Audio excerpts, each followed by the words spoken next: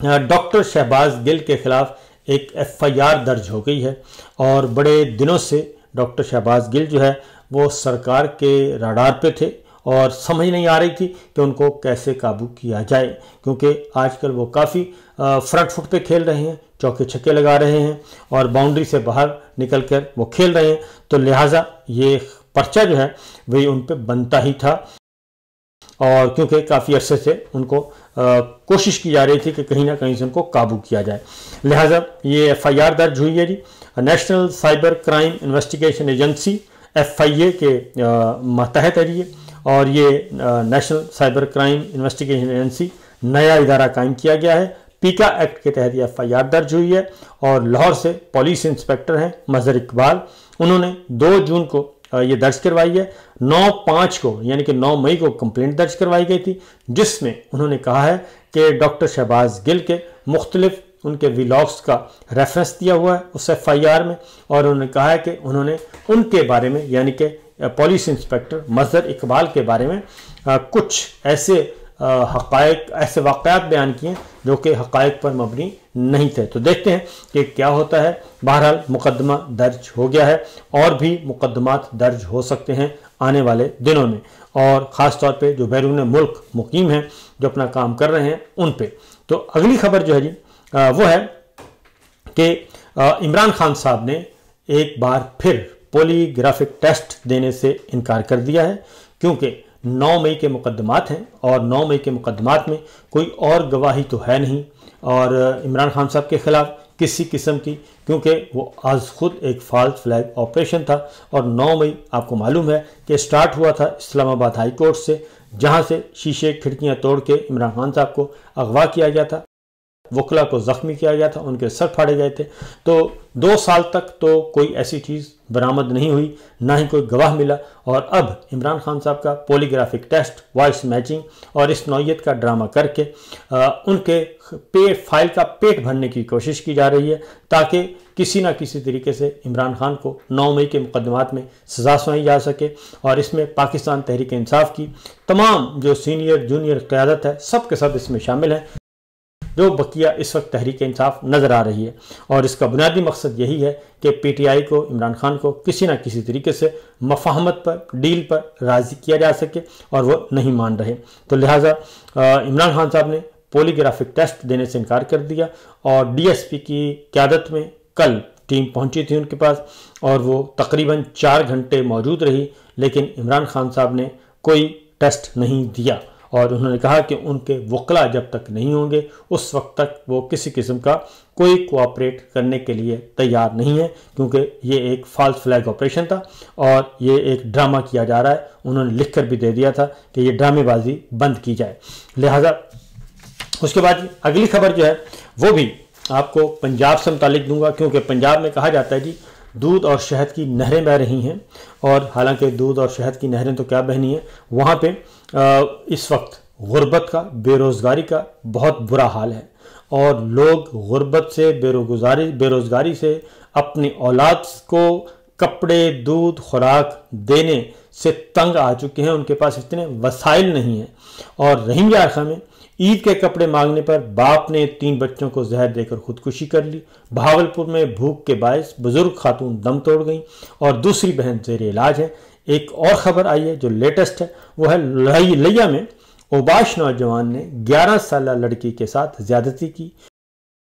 और ज्यादती की उसके बाद वीडियो बनाई, फिर उसको ब्लैकमेल करता रहा, और पता उस वक्त चला जब 5 माह के बाद लड़की जो है वो प्रेग्नेंट हो गई, हामिला हो गई, और उम्मीद से हुई तो उसने फिर अपने वालिदैन को सारी सूरत हाल से आगाह किया, और अभी तक मुलज़िम गिरफ्तार नहीं हो सका। ये दरिंदा शिफ्ट इंसान जो है, और ये सारी बातें आपको ये रिपोर्ट, वाक़यात में रिपोर्ट इसलिए कर रहा हूँ कि आपको अंदाज़ा हो सके कि इस वक्त पंजाब पुलिस से क्या काम लिया जा रहा है और पंजाब पुलिस को करना क्या चाहिए। और फैसलाबाद से कराची आने वाली 10 साल लड़की बच्ची जो है वो ट्रेन से अगवा कर ली गई और उनके खिलाफ मुकदमा दर्ज कर लिया गया, FIR दर्ज हो गई, लेकिन अभी तक बच्ची बाजियाब नहीं हो सकी। ये चंद वाक़यात हैं जो मैंने आपको बताए हैं, और इसका मतलब बड़ा क्लियर है जी कि जो टिकटॉकर सरकार है, मरीम साहिबा,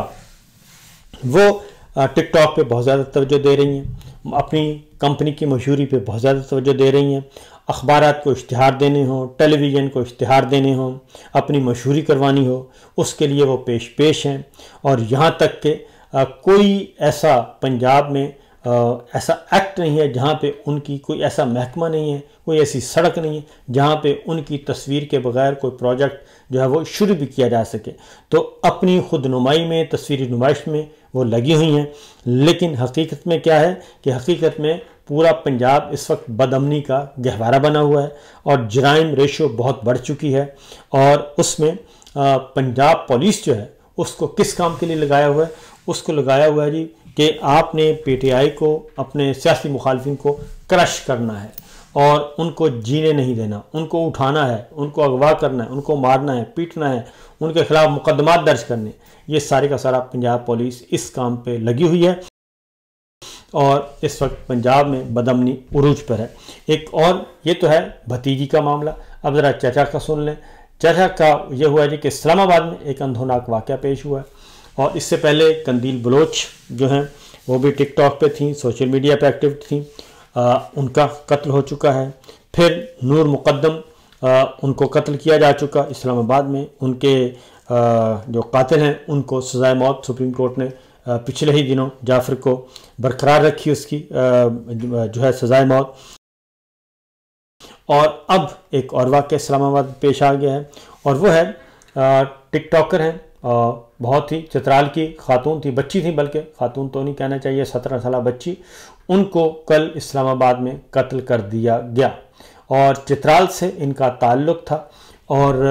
ان کو ثنا یوسف ان کا نام ہے جی، اور ان کو قتل کیا گیا ہے۔ اور یہ واقعہ جو ہے تھانہ سنبل کی حدود میں واقعہ پیش آیا ہے۔ G13 میں وہ اپنے گھر میں مقیم تھی کہ کوئی ملنے آیا، اور اس کے بعد کچھ ہی دیر کے بعد ان کو پتہ چلا کہ گولیاں مار کے قتل کر دیا گیا ہے۔ اور ثنا یوسف جو ہیں میڈیکل کی پہلے سال کی طالبان تھیں، یعنی کہ ڈاکٹر بن رہی تھیں، میڈیکل کی اسٹوڈنٹ تھیں، اور یہ ایک اندھوناک واقعہ پیش آیا ہے جس کی جتنی بھی مذمت کی جائے کم ہے۔ اور یہ میرا خیال ہے کہ اس طرح کے واقعات کو، اس طرح کے مجرمان کو ترجیحی بنیادوں پہ ان کو گرفتار کرنا چاہیے اور ان کا سپیڈی ٹرائل کرنا چاہیے، جیسا کہ نور مقدم کے معاملے میں ہوا، اور